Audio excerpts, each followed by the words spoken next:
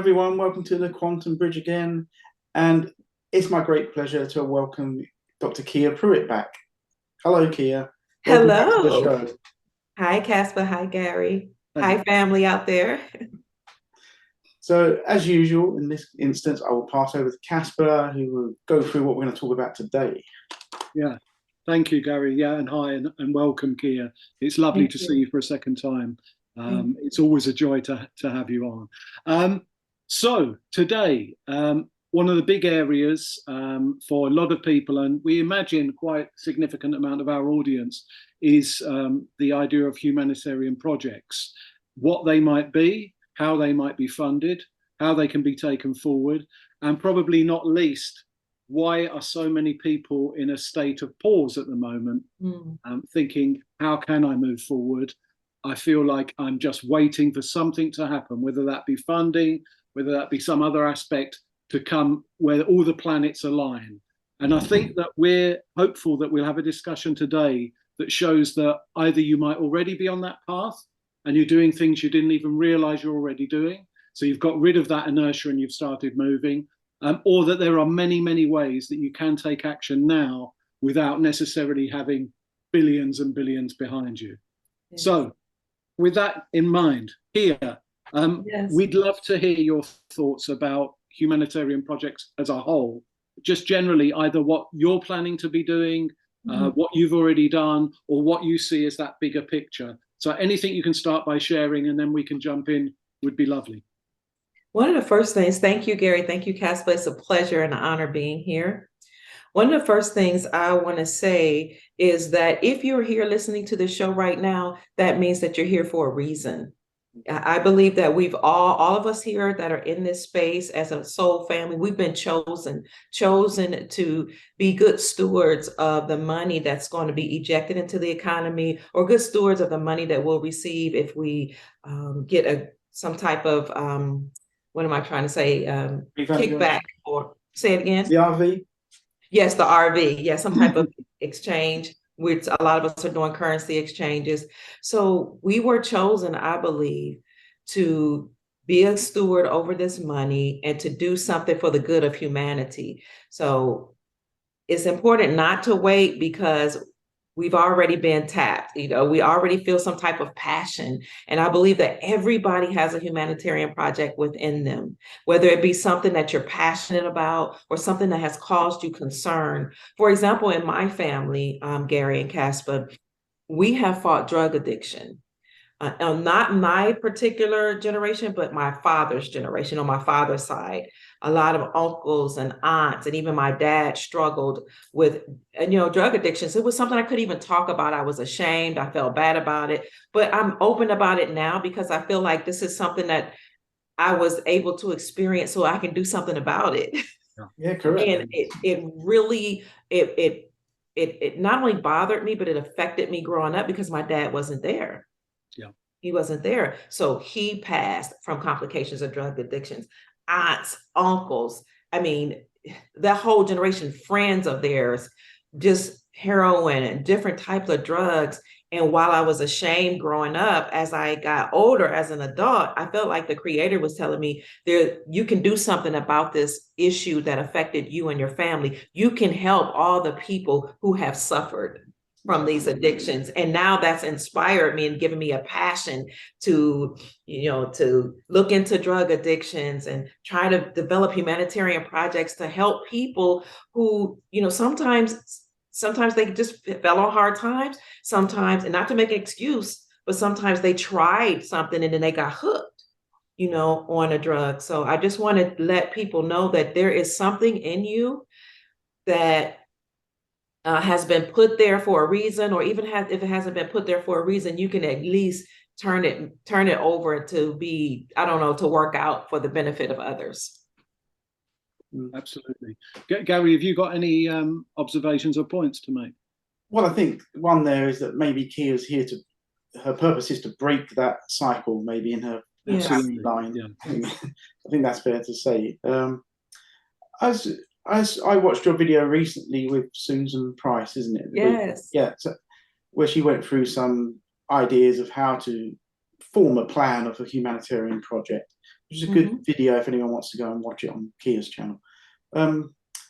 What's been the response to that? Is it positive, negative, sort of like confused? It's completely positive. Right.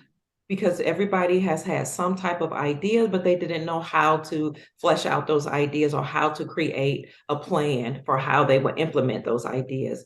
Once they heard Gold Star Mother Susan Price's story, and once they found out that there was somebody out there who had actually created a humanitarian project or plans that, as a matter of fact, were approved by Dr. Ben Carson. And that was very important because Dr. Ben Carson was nominated, or I should say sworn in, as the 17th Secretary of the United States Department of Housing and Urban Development in 2017. So he and his staff went around to different churches, and people knew that they were coming. These people created humanitarian projects, talked about their ideas, put their plans together, and Gold Star Mother Susan Price was one of the ones whose projects were selected. So people from my audience who heard that became inspired and excited. And as a matter of fact, we did that show, was it Tuesday, I think? And already she's helped 70 people with their projects. Yeah, it's with incredible. Ideas. And we're going to come back on Friday and she's going to help with the details, kind of to polish their projects. So yes, overwhelmingly, we've gotten great responses. I was just going to say that when we began the Quantum Bridge, I suppose what we were trying to give was a platform to people to get their message out. And we weren't thinking much beyond having people that maybe haven't got the level of voice in the world that we'd like them to have, and giving them a way to have that. And of course, that's still exciting, and that's still what's driving us. And obviously, we're seeking larger audiences and so on all over the world. And we're gradually seeing that begin to happen. But what we hadn't probably realized is that by getting people together to come on the show, we were actually creating a network of often quite like-minded people, people with good hearts, people with a lot of spirit and a lot of energy who want to make positive change in the world. Yes. So all I would say about actually taking first steps and whatever, it's almost anything that you do that comes from your heart will probably end up aligning to some degree with the humanitarian projects that you either bring to the world or become part of. So I think the key thing is not to have any inertia, just to start doing something, whether you're going out and looking at buildings that you think might be good for the homeless, for example, or you're starting to put together a small food collective in your very local area. It might be your street or just a couple of streets around you that's using and looking for better foods, organic foods, or looking for health-related products that are outside the mainstream at the moment. Any of those actions will bring you into a network of other people who will be able to help you with things like planning. They may have a background in business, for example, so just simple planning might be something they can help with. They may be able to help with looking at traditional finance, or at least how to handle monies. If you're suddenly going to have a whole load of money, and of course, then you have to be incredibly prudent with that and make it work, because it's not making it work just for you. It's making it work for all those people that you hope to positively affect. So I just want to say that, coming back to the Quantum Bridge, I mean, obviously having Kia with us is a blessing, but this thing of having a network that we could even, for example, plug Kia in with other people that she wouldn't otherwise know if she has a project that might resonate with them. And that's already putting these tentacles out into the world. And all of these like-minded people who now have a voice, I now see that this is part of our humanitarian project, mine and Gary's, and that we'd love to push that forward and expand that much more. But my real message is not about us, it's about empowering individuals. And the way that they can become empowered, in my opinion, is to take that first step. If you've got something in mind, even if it's something that's been sitting in your back of your mind or in your heart for your whole life, now is the time to start doing it. The funding will come because you've built it effectively. So that's really, I'd just like to say that was a very unexpected result of creating the Quantum Bridge, was this beautiful network of people who are actually coming on the show. And their ripples will, I believe, will ripple out across the world. Yeah, I feel, for me, it's getting into the mindset that it's going to happen. You're going to get the funding, but what can you do whilst you're waiting? There's a lot you can do. You can, if there's a project that you're interested in. I mean, it could be anything. I don't know. If it's like you want to clean up the oceans, I don't know. So you say, right, well, I don't have the money to do that, but you can say, well, if I did, how would I do that? What's the technology that's already available? Who's doing that? Are there people that need funding? So that when I'm in a position to, I've already done all that work to find, that's how I look at it when I think, okay, I think like this medical centres that I'd like to do. So when I'm out and about, I sort of look around and think, okay, that building, if that's up for sale, maybe that would be interesting. Right locations, what kind of, I'm walking around, I think, what location would work well. I'm sort of already doing groundwork. And then I found out, I'm not sure if you're familiar, Kia, with Jason Shurker, and he's, part of his unified group, they started bringing in these new energy enhancement healing centres. Okay. There's over 200 now worldwide. I think we've got about 5 or 6 starting in the UK. So again, it's finding, I want to be part of that I've researched so that I can do that as and when the opportunity arises. So I just think there's a lot of things people can do in that sense of groundwork now that doesn't require any money.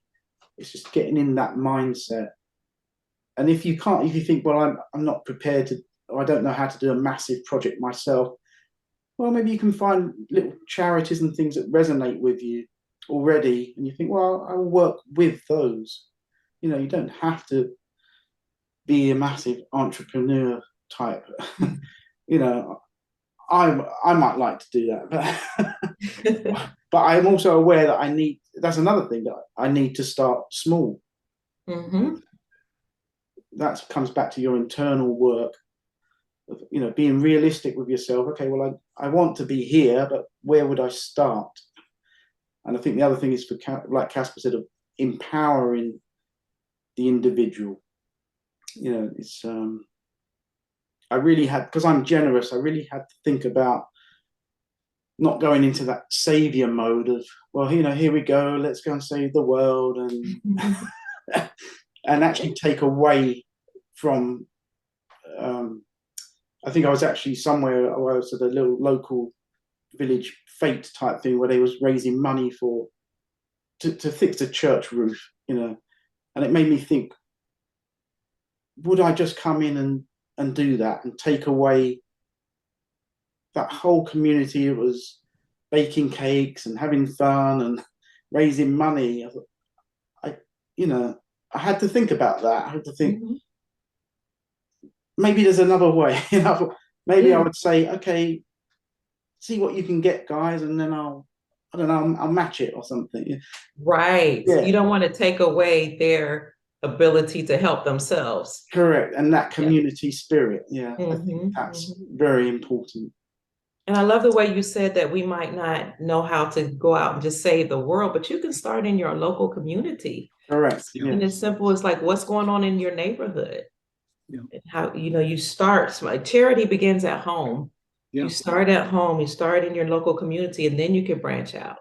And you'll be shocked to see as well, Kira, I think that, for example, let's look at something like your homelessness area as well. The drugs one is such a huge issue with so many other dynamics around social pressures that I hope will be alleviated as well over the next few years. There's no, it's this reason and it's only this reason and we can go and fix that. So for a second, just to look at the homeless thing, for example, I mean, identifying, as Gary said, what is already being done. It may not be being done in the way you'd like it or perfectly and so on, but you can still say there will be some people working in that area of either rehousing, homelessness, whatever, who have genuine good hearts, who are being held back either because of money or because of the bureaucracy or whatever reasons. But if you start making overtures and having those conversations and engaging with people, finding out about the buildings, we'd really like that, but we can't have it because it's too expensive. There's zoning issues. There's all sorts of other things.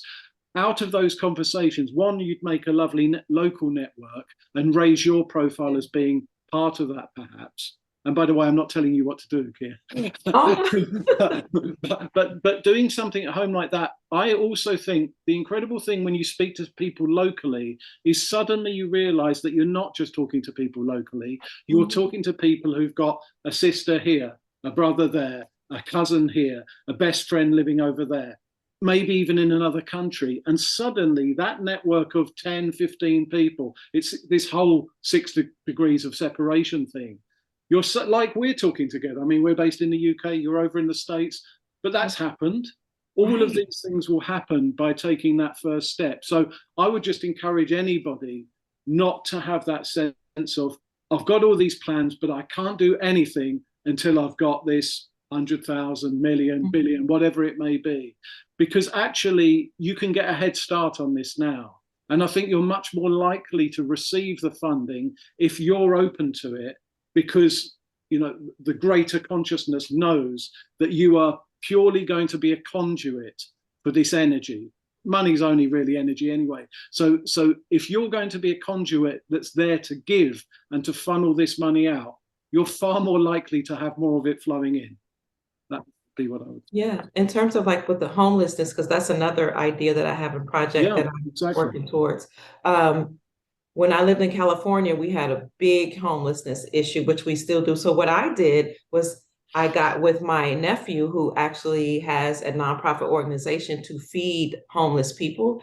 And he had these programs where he would feed them and clothe them in Sacramento. And I mean, it was a huge program. So I actually interviewed the people, the homeless people, and asked them, what's your situation? How did you get here? What would you like to see?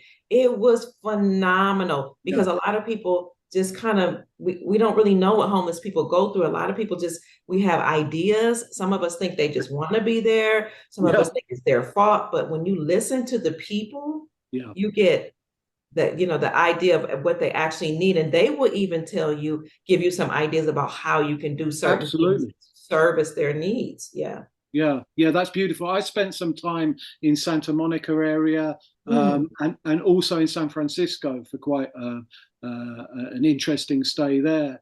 And I found it was profound to be in the richest country on the planet, so-called. Maybe it's true, maybe it's not. But anyway, so-called the richest country, where there is such a disparity between wealth and poverty, outright poverty. And of course, I've traveled across the States quite a lot as well. And you see that you move through, particularly if you're in a car, you move through these huge areas where you might have a pocket that is obviously very wealthy, but much of the rest of it is, abject poverty and homelessness. It is. And I agree entirely with you, Keir. You obviously had already done the sort of thing I'm alluding to, which is just to get out there and start having those conversations. Yeah, even with the drug issue that we've had in our family, I have cousins and friends who actually are crisis counselors, drug counselors, rehabilitation counselors, therapists. We've had conversations of what do the people need? What do you see is going on? And one of the big issues that we see going on in America is the fentanyl issue that's affecting children, young people. And so we've sat around and not necessarily written out humanitarian projects, but just talked about how we can help them. And another thing I want to tell our audience is if you go back and you look in your life, you will see that, higher beings or the creator or source has been preparing you for projects. You'll start to see that there are people in your life already who may have certain jobs, or ideas, just to be able to support you in your endeavors. Yeah, totally agree. And I would make that point again about you will have people either in your family or in your sphere somehow. And it might even be a local shop owner or whatever, a storekeeper who is used to business. If you're not used to running things, managing money, looking after finances, marketing, or any of those areas where you think you've got a massive gap in your skill set, but you want to run or be heavily involved in these projects, start now. I mean, don't get the funds and then make quote unquote mistakes. Yeah. Probably nothing is ever a mistake, really. But in the short term, what you might feel like are mistakes, just because you haven't got that bit of information or got that relationship in place. So I really think this thing of doing the groundwork, and as I said, coming back to the Quantum Bridge, only because it's become this incredible network. We now know that we've got people who are involved in organic food. We've got people who are involved in different types of health products. We've got people even involved in the whole automotive sector, and all of that's going to change. You know, does that become hydrogen, or is there truly clean electric energy coming? You know, how can we take any of those relationships we've got, and with some funding and with a lot of energy behind us, sort of creator energy behind us, how do we at that point take what already exists and just help twist it slightly to become something that it's probably always meant to be? Because I do think that most of these businesses that we see have been hamstrung either by sort of top-down bureaucracy or by the fact that people don't really have that much money. You know, this is about abundance. As far as I'm aware, this is about having so much wealth that you literally are able to do whatever your heart's desire is. And I think getting into that frame of mind is, one, it's a beautiful thing to do, but secondly, that releases the brakes. You stop worrying about all of these other aspects. Just go after what you truly believe in. I don't know if that resonates with you both, but for me, it's meant to be about clearing the decks completely. What would you do if you were able to make the change in the world that you really want to see? I think a bigger thing is like what both of you have said, really, and particularly what Kia said about it's already inside you. You know, if you can follow your heart, you know, sometimes people get too mixed up in details, or they're worried like that. You know, how do I write the plan? I don't know. It's like, you know, don't. For me, that's kind of maybe the old world of because I always used to struggle. I think, oh, not another. You know, write up a business plan, or they'll be like in work. They'll be like, show us how you came to this, and I'm like, it comes from, I don't know. It comes from within. There's not a.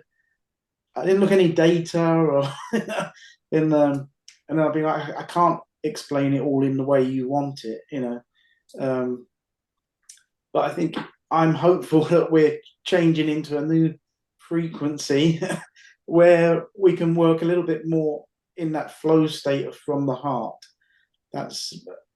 I'm hopeful, and it will. I'm looking forward to that. So to me, I don't do so much of the data and filling in things, but that's my little niggle. And I would say one other thing, if you're waiting as well, the other thing you can always do, and it's probably the most important thing, is to work on yourself and take that time, because you'll be surprised what crops up. Because I would say I don't have. We did a show with a couple of other guys about the ego, and in that one, you know, I would say, well, I don't have much of an ego, but when I saw all these health centres cropping up, it started to rise up a little bit. I was like, well, I want to do those, you know, why? I want to be involved in that, you know. And then I sort of sat back and said, does it matter? Yeah. Maybe, you know, what matters is that they're there, and we're all actually, our collective consciousness is creating this new world already. So that's, you know, how I look at it. These things are already happening just by us changing our inside. Thank you for that self-disclosure, because that's very encouraging and inspiring that you would share that, because as you spoke, I thought to myself, I know there are some things that I need to work on. And so I want to take this time to work on myself so that I can be the best human being that I can be in order to help people. I want to make sure my heart is pure. So I appreciate you saying that. And another thing that I want to say, Gary and Casper, is that I was told this, like, I think in 2017, and it keeps being reiterated from one of my mentors who was a part of the farmers claims, which led to NESARA. He told us that there would be people put in place to help us flesh out the details of our humanitarian projects. Yeah, absolutely. So I'm really that I want to alleviate, some people's worry, because that was a concern of mine too. I think that's a great point that you've both made about that. That, look, this with the energy behind and sort of uplifting us, that will be part of this manifestation of the funds. I feel that all of those gaps in our abilities and whatever, they are the last thing that we need to concern ourselves with. And actually, the worry about that stuff is, in a way, preventing some of those things happening. Because if you're not in a receptive state, it doesn't really matter. In fact, all the funds could already be there and out. Maybe on a certain timeline they are. Maybe on 100 other timelines, everybody's already done all the projects their hearts desire.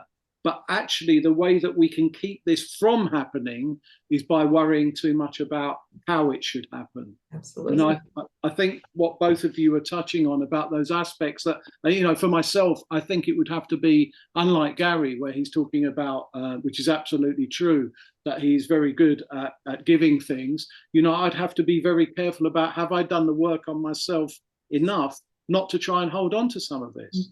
If I received a lot of stuff, would I find it difficult to see a balance that was amazing dwindling down? So to both of your point, the work on ourselves is, and being honest with ourselves, is maybe the final step here.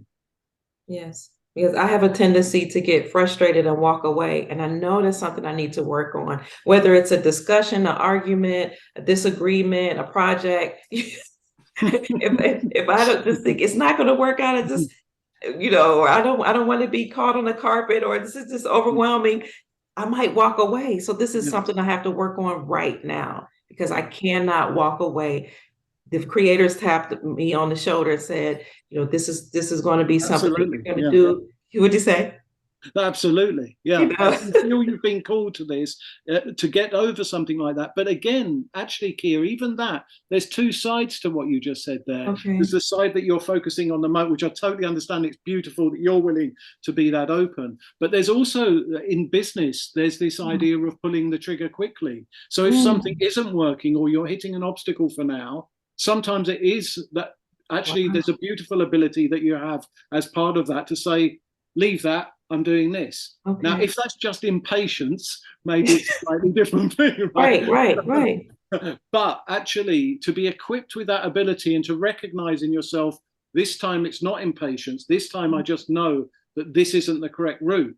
Okay. And to make the decision to finish with that and move on to something else is a very positive aspect of what you've just said. So even those things that we treat as negative, actually none of it is negative, it's just learning. Thank you to both of you, being businessmen and being just specialties in your areas, helping me as a human being. I appreciate it. Thank you. Yeah. No, we're feeling totally the same. And the fact that you are having these conversations that are much more granular about, these are the things that you might want to consider. These are the things that you're going to need to actually write down and get down. Again, if people are thinking, oh, that's really not for me and that's putting me off, find that person in your family, or find that close friend, or find somebody else who you trust and say, look, I'm thinking of creating a business. You don't have to go into the grandiose schemes of it. You can just say, I'm thinking of creating a business. These are the sort of things I think I need to get into that. And, because Susan Price can't do everything for everybody, right? Right. But if you start local, even if you get 90% of it down through yourself and a friend or somebody else, you might then present it to somebody to do the final changes. But I think anything that at the moment is preventing you from moving forward is just something that you need to get rid of. Absolutely. Yep. Good. And remember, the moment you make up your mind, the universe conspires to assist you. So just make up your mind, or think of some things that you want to do and write it down, and watch the universe bring the right people in your lives. You can create a vision board. You can write down just the ideas that you have and whatever details you have, and then do as Casper said, do, and identify the people in your community to help you. But it will all work out together. It will all come together and work out just fine. Yeah, agreed. And the final thing I'd like to say on that is this is just a slight trick almost, is for everybody, including myself, to stop speaking about the projects in a future tense. Okay. Think of the projects now as you're already doing them. That you've already got the money and that you're already doing them. It doesn't mean you lie to people. It doesn't mean you misrepresent yourself. It just means that you know you've already been chosen, you've already got the funding, and you're starting now. And therefore, you're not just the writing down, which is a beautiful aspect of it, but the speaking it, the word. No, it's a very important thing, the word, right? So the word itself will carry the energy of the vibration to create this. So if you can speak as if it's already done, that will be something that I believe will accelerate this in a way that we can't even at the moment, in a quantum way, to coin a phrase. I believe that's another thing I've been working on. I've been working through saying, it used to be, well, I hope this happens. Then it was, I thought, well, can I change that? And it's like, I believe it's going to happen. And then I moved on to I know. So to try and work my way, it takes someone like me time to work through and try and get those into my system, of those different states of being, of just, well, I hope it's going to work out, and then I believe it, and then to get into that space of knowing, which I'm still trying. So we all have these ups and downs, We do. And but when you say I know, then that next thing you know, you're saying, oh, it's happening. People around you might not see it, but you're like, I know it, it's happening.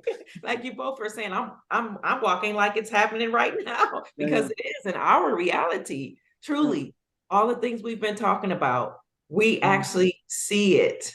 And I think it's because I know it's because we have that mindset. We're living not just living in the now, but it's happening in our minds, and therefore we're experiencing it. And look at what you've done, Kia.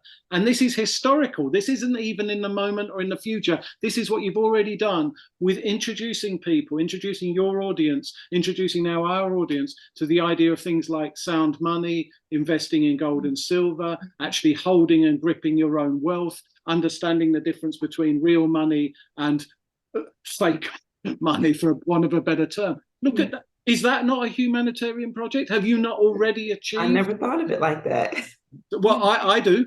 I look at you and I see a humanitarian who's already done those things. So, for you, this is plain sailing. Well, thank you, gentlemen. Thank you so much. You have to come on my show too, so I can introduce my audience to you too, because they love meeting people from different parts of the world. Yeah, we'd love to. Thank you, Kia. Oh, great. Very generous of you. Yes. Okay, well, I think we're almost at the end of our allotted time anyway. Kia, thank you for being, one, here, but secondly, again, bearing part of your soul. Gary, thank you for doing that too. And I just hope that this touches some people and allows them to take the brakes off and get on with it, because that's where the joy will be found, I think. Absolutely. So until it's been a pleasure. It's been an absolute pleasure, Kia. Yeah, the pleasure's all mine. We're almost there, family. We're there. We're experiencing it, but you're about to see it. Take care. I will see you again soon, hopefully. Yeah, lovely to see you, Kia. Take care. Thank you.